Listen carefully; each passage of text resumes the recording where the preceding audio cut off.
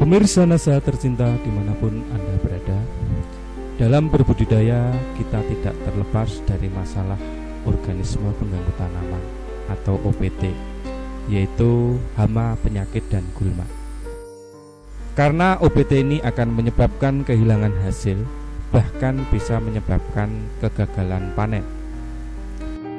Sementara dilema yang dihadapi petani adalah bagaimana cara memberantas OPT tersebut dengan menggunakan pestisida kimia.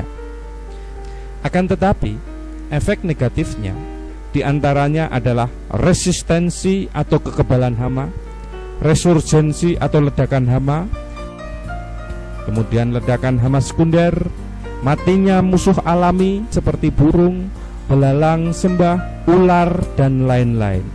Kemudian pencemaran lingkungan, gangguan kesehatan, dan yang tidak kalah penting adalah pemborosan dalam waktu dan biaya. Kenyataan tersebut telah mengubah program melalui pendekatan yang disebut dengan pengelolaan hama terpadu. PHT atau pengelolaan hama terpadu adalah suatu cara pendekatan berdasarkan pada pertimbangan ekonomi, ekologi, dan sosial dalam kerangka pengelolaan agroekosistem secara keseluruhan. Teknis pengendalian dalam PHT ada berbagai macam teknik. Yang pertama, teknik secara agronomi atau secara budidaya, misalnya dengan pengolahan tanah, irigasi, pemberoan, rotasi tanaman, tanam serentak, pengaturan jarak tanam, pemupukan yang berimbang secara makro dan mikro. Yang kedua adalah pengendalian dengan menggunakan varietas tahan, misalnya dengan ketahanan genetik dan ketahanan ekologi atau lingkungan.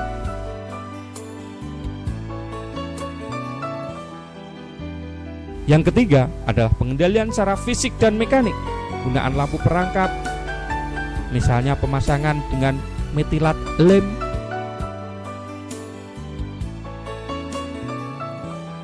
penggunaan gelombang suara, kemudian membuat boneka-boneka sawah untuk mengendalikan burung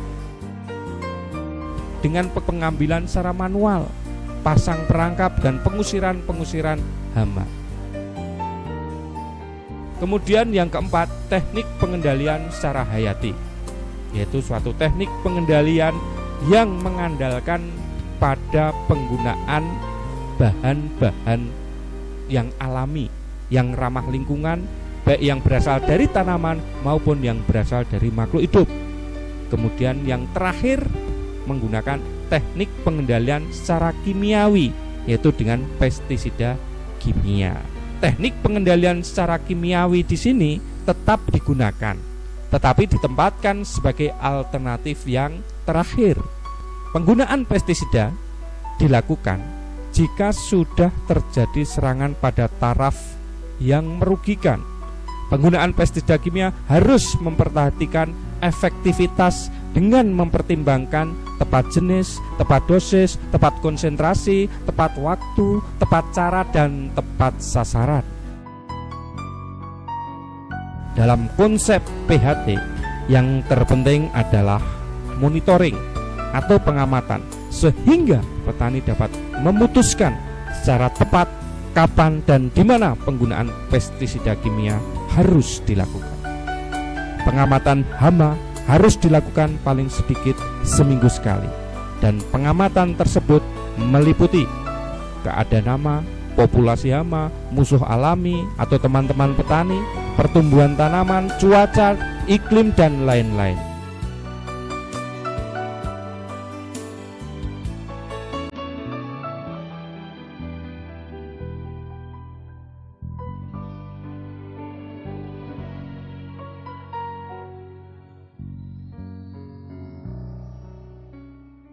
Untuk teknologi NASA yang berasal dari makhluk hidup atau mikrobia, kita mempunyai yang namanya natural glue. Perlu diketahui bahwa asal mula terjadinya serangan penyakit ini berasal dari tanah. Karena apabila spora yang ada di tanah terkena percikan air hujan atau tertiup angin, dia akan berkembang ke daun, batang, bahkan sampai ke buah.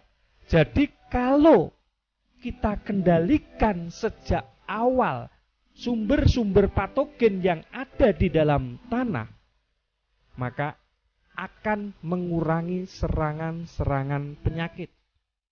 Natural Glio merupakan jamur antagonis atau jamur yang mampu mengendalikan penyakit, mempunyai bahan aktif gliokadium dan trichoderma.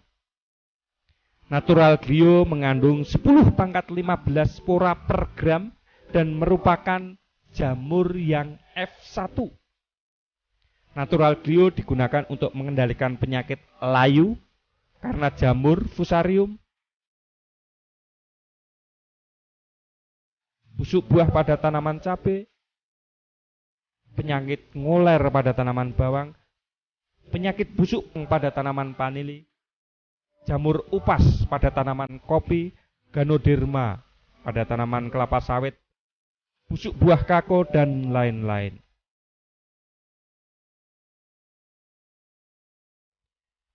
Dengan mengeluarkan racun yang disebut gliovirin dan viridin, Glio mampu menghancurkan jamur penyebab penyakit tanaman. Glio akan berkembang terus melindungi akar, biji, dan batang, dan bagian tanaman lainnya dari gangguan sumber penyakit.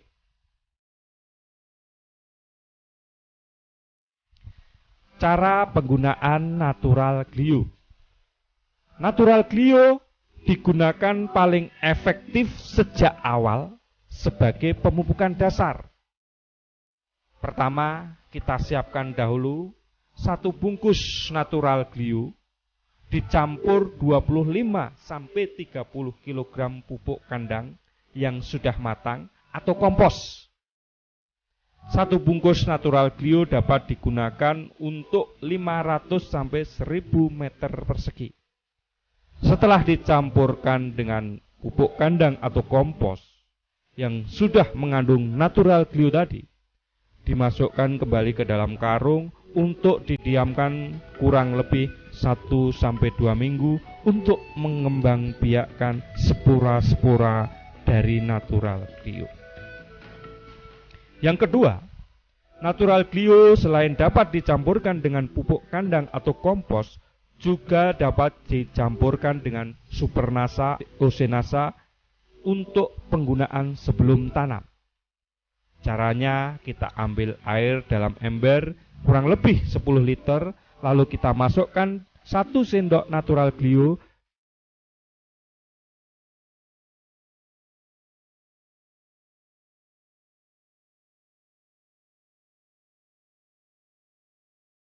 kemudian 1 sendok makan atau 2-3 tutup POC Nasa dicampur, diaduk sampai rata. Selanjutnya dimasukkan ke dalam ember atau gembor.